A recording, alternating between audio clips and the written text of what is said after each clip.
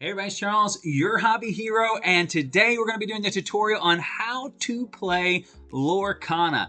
Now, I know what you're saying, Charles. What's the good in learning how to play Lorcana if I can't get any cards to play it? And well, you're in luck because today is our very first subscriber giveaway. We'll be giving away one of the starter decks for the set 1. We'll be giving away the Steel and Sapphire starter deck here. To enter, you just have to be subscribed to the channel, hit the like button, and then comment down below, including your like number for the video. After we get to 100 subscribers, which I think we're right at 80 right now, and the video gets to 100 likes, we will do a drawing for that and give it to one of our lucky subscribers. I'll take care of shipping within the continental US. If you're outside the country, we'll figure something out. But without further ado, we're going to go ahead and jump into the tutorial, figure out how to play. Now, we'll be going into a deeper dive into individual decks. This is going to be a very brief summary, so if you already know how to play, just make sure you're subscribed, hit that like button and comment so you're entered in the drawing, and we'll catch you guys on the next video. But if you need to learn how, let's jump in. All right, now before we get started, this is not going to be like an in-depth guide. This is going to be a very general overview. So if you're looking for more strategy or specific questions, feel free to either message me or comment down in the comment section below if you have some of those more in-depth guides or more in-depth questions rather. I'd be happy to answer those. This is going to be a very general learn how to play. So as you can see here, we've got 6 different color cards. Those represent the 6 different colors of ink in Disney Lorcana. We have our ruby, our emerald, our amber, steel, amethyst, and sapphire. Now, when you're doing your deck construction, you can use any 2-color combination that you would like. You can mix and match however you see fit. There are no limitations on the combinations other than only 2 colors can be present in the deck. As far as the rest of the deck construction, the deck must be a minimum of 60 cards with a maximum of 4 copies of any one card in the deck. Now you can have more than 60 cards in your deck and you can have fewer than 4 of each copy. Those are just your minimums and your maximums that you have to work within. Now to get started with like the general premise of the deck. You are an Illumineer in this game and you are generating ink as your resource to summon and illustrate these companions and items and actions to help you gain lore. The objective of the game is to generate 20 lore before your opponents, and that is how you win the game. Now we're going to talk about lore generation. We're going to talk about the cost and the different types of cards that we have in front of us here, and this will give you a very general, again, understanding of the game to where you can go and pick up the starter deck, play a few games, and really start to learn some of the more intricate strategies about the game. Now, first and foremost, we'll talk about the cost. Your cost is going to be this number in your top left-hand corner. So as we can see here on Mickey Mouse, he has a cost of 3. Now you might be asking, why is the symbol different on some of the cards? Well, that is how you know if this card can be used as an ink resource or not. So Mickey Mouse has that gold symbol around him, which means he can be used as an ink resource. Whereas the card Mother Knows Best does not, and therefore can never be used as a resource. So during deck construction, just be mindful of how many cards you have with and without that symbol, because you want to make sure that you always have enough options to put cards into your resource pool. Now, once cards are elected to be put into your resource pool, they are a face down card for the remainder of the game. They can never be recovered. They cannot be looked at. Once they are proven to be an inkable card by showing them to your opponent, place face down, and then they are not accessible at all for the remainder of the game. Alright, so now let's talk about some of the different types of cards and the rules that kind of govern each of those types of cards. So we have our characters over here, we have our items in the middle, and we have our actions on the side here. Now, actions are one-time use cards. You play them, they happen, their effect resolves, and then they go to your discard pile. There are actually 2 different types of actions, just the regular action and then the actions that are songs. They're songs that opens up the ability for these cards to be sung by your characters. Now what that means, and it says on the card text if you forget, but instead of paying this 3 ink cost at the top, you can actually exert or use a character with cost 3 or more and play the song without that casting cost up there, which allows you to kind of get around some of the resource constrictions of some of those actions. But then again, after it's used, it goes to your discard pile and is done. Your next ones up are your item cards. Now there are actually 3 different types of item cards. I have 2 of the different types here. First one is going to be your activated item cards. These are the ones that you're actually going to use and exert to have their effect, so they're limited to being used once per turn. Now items, when they come into play, can be used immediately. They do not have to dry. They are able to be used as soon as they are in play. Similar to actions, only they usually stay in play after their usage. This one can be used once every single turn as long as it has the ability to ready itself. Coconut Basket here, on the other hand, is a triggered item ability.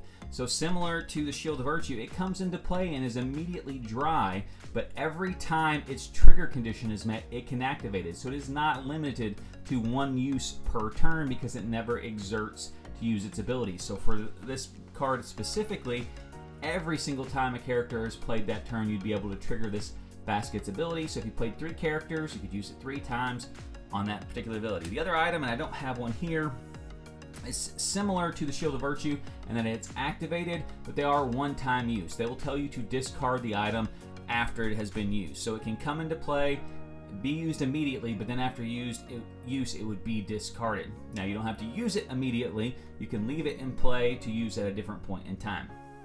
Alright, next we'll move on to our characters, and probably the most common card that you're going to find in the game. In addition to their cost, they have a lot of stats on them outside of their abilities as well. We'll look at Simba here. The first ability here is his strength stat. The second ability that's in the shield is his willpower. If you kind of forget what they are, just based on the picture, the spiky ball is the damage they do, and the shield is the damage they can take. These little symbols right here, that is the symbol for lore. So the number of symbols that they have in this box here, it represents the amount of lore that they can generate. Now if they do have an ability, their ability will be in this box here. There are some abilities that are just like keywords, but even in set 1, all the keywords are kind of explained. So it's one of those situations where you can usually just read the card and figure out what it does, even if it is kind of your bold keyworded text. Now, unlike the other 2 items and actions that we saw, character cards, when they are played, have to dry. They come in wet on the ink and they can't be used the first time that they are in play. Now when we talk about being used, that is exerting and turning sideways. This is an action that's required to challenge, to quest, and to sing songs. So none of those things can be done the first turn you play a character because of that ink drying on them. And we'll break down each one of those 3 does. Now, after they have been in play for 1 full turn, so the next turn that they are able to be used, you have an option of 3 different actions that you can do with them. The first being to challenge. Now to challenge, your opponent must have a character that is already exerted. If the character is not exerted, it cannot be challenged. So in this situation, our opponent has a Simba that he used the previous turn, so they are already exerted, and we want to challenge this character. We're going to challenge this character with our Mickey Mouse. So we're going to use our Mickey Mouse, which does exert our character, and then they're going to compare their stats. Now, Simba has 3 damage that he can do, or 3 strength, and Minnie Mouse has 3 strength. So they're going to do the same amount of damage to one another. However, Simba has 5 willpower, and Mickey Mouse only has 3 willpower. So the 3 that Simba does to Mickey will cause Mickey to be banished, and then the 3 that Mickey has done to Simba will remain on him, so he only has the ability to take 2 more damage to his willpower before he is banished. Now you can challenge multiple times in a turn, and you can challenge the same character multiple times. You would challenge, in this scenario, if we had both these characters, we could challenge with Facilier first to deal 4 to Simba. Simba would only have 1 left, and then we could challenge with Mickey Mouse to finish off that 1. Now Simba would do his 3 strength to both characters. In that scenario, it would banish Mickey Mouse, and Facilier would have 2 remaining on his. Now, the second action that our characters can do is questing. Now, to quest, we simply exert the character, similar as before. They're not attacking, they're not going anywhere else, they're going on a quest, and while questing, they will generate their lore value for our win condition. So in this scenario, Mickey Mouse would generate 2 lore for us, and that is how we are trying to win the game. So you can stop your opponents from generating lore by challenging their characters, and you can move towards your win condition by challenging by questing with your characters yourself. Now, the third action is one we talked about earlier, and that is to sing a song. Again, they cannot sing the song while their ink is drying, but they can exert themselves to sing songs to reduce or to pay that alternate cost of getting that song into play. All right, so that is fundamentally what the cards do and how they function. We're going to go through our turn order, show you some sample hands, and how the start of your game might look. So, like with any game, we start the game by shuffling our deck. We want to make sure our cards are randomized, get them all separate and apart from each other. Now, if you're playing an opponent, always polite to offer a cut. But in this scenario, we are not playing against anybody but ourselves. You start your game by drawing 7 cards.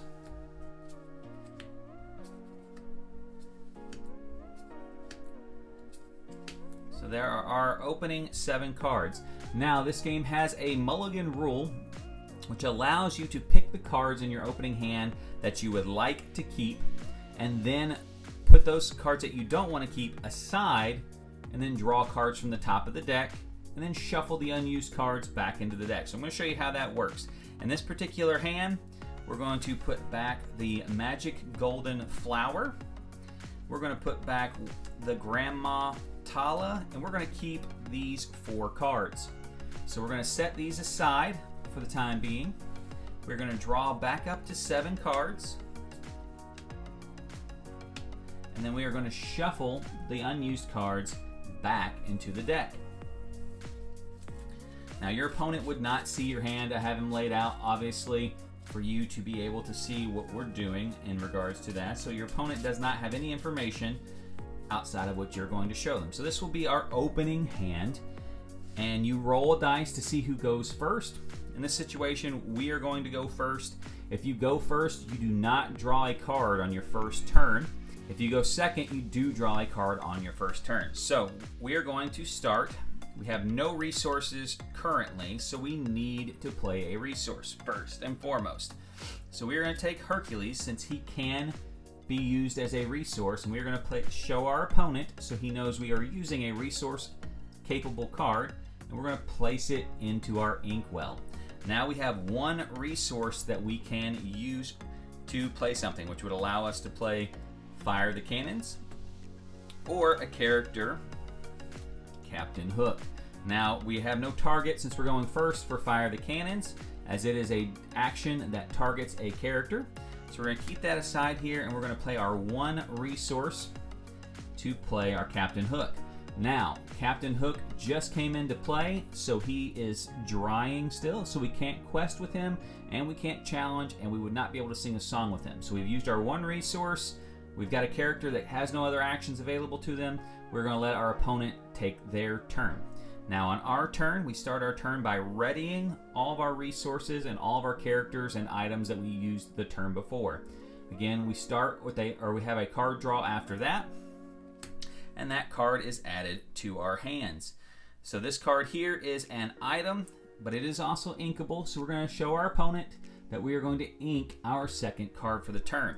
Now, once it is in your turn, you can do your order any way that you want. You can ink at the beginning of the turn, you can ink at the end of the turn, you can challenge, then you can play characters, then challenge, actions, etc. Once it is your turn, your opponent has no way to interact with you, so you can do things in whatever order you would like to. So don't think that you have to ink right away. You can see how the turn plays out and then decide better what you want to do. Now, Captain Hook is dry in this scenario, so we can use him to either challenge our opponent's character if they have one that's exerted, sing a song, or go on a quest. We're going to have him quest. By turning him sideways, we acknowledge to our opponent that he has been used. and it generates 1 lore towards our 20 lore win condition. At that point, we would be able to play anything up to a cost of 2, which includes our 1-drop Fire the Cannons or our 2-drop Prince Eric. To show that, we would use our resource, play our Prince Eric, and again, Eric is drawing, so he is not able to be used this turn. You simply repeat that process until either you or your opponent has reached your 20 lore mark, and that decides the winner of the game. Now, that is pretty much the only way to win the game. The one exception to that is if you run out of cards, which does not happen very easily currently. But in case you were wondering, if you do run out of your cards, whenever you go to draw a card and you don't have a deck left to draw, and that draw fails, you lose the game. So just keep that in mind. If you're running low on cards, that is a possible win condition or loss condition for that as well. So there you guys have it. That is how you play the new Disney Lorcana card game. If you have any questions, make sure you leave them down in the comment section below. Make sure you're entered into the contest as well. And until next time, guys, Hobby Hero out.